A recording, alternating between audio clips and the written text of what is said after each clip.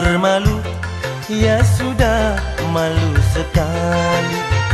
Di depan orang kau tega memfitnah aku. Bukankah fitnah lebih kejam dari membunuh? Terlanjur basah, ya sudah mandi sekali.